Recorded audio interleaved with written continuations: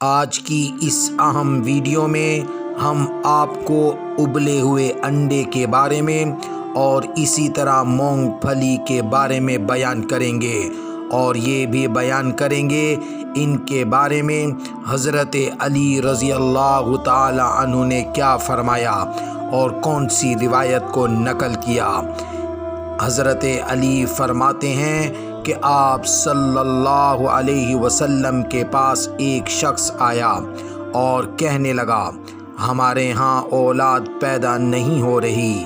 آپ صلی اللہ علیہ وسلم نے انڈے کھانے کا حکم فرمایا۔ انڈے میں وہ خاصیت موجود ہے کہ وہ مادہ منویہ کو گاڑھا کرتا ہے، اور سائنسی تحقیق کے مطابق انڈے کے اندر وٹامن سی کے علاوہ تمام وٹامن موجود ہیں۔ وہ حضرات جن کے ہاں اولاد نہیں ہو رہی، وہ روزانہ رات کو ایک انڈا ضرور استعمال کریں۔ انشاءاللہ تعالی اللہ تعالی انہیں اولاد سے نوازے گا۔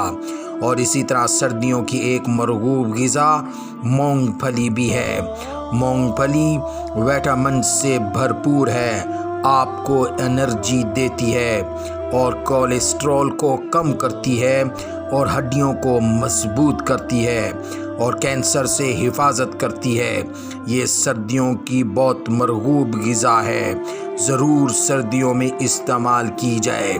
اور اسی طرح یہ چہرے کو بھی خوبصورت کرتی ہے اور بالوں کو بھی بہت اچھا بناتی ہے۔ ان دونوں چیزوں کو سردیوں میں آپ ضرور استعمال کریں۔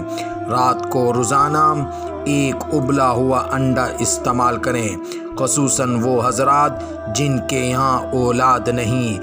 انشاءاللہ اس کے استعمال سے اللہ تعالیٰ اولاد نصیب فرمائے گا۔ اور مونگ پھلی بھی ضرور استعمال کریں، کیونکہ یہ بہت سی بیماریوں سے آپ کی حفاظت کرتی ہے اور اسی طرح آپ کے چہروں اور بالوں کو بھی خوبصورت کرتی ہے۔ لہٰذا ان دونوں چیزوں کا استعمال، یعنی مونگ پھلی اور ابلے ہوئے انڈے کا، سردیوں میں ضرور استعمال کریں۔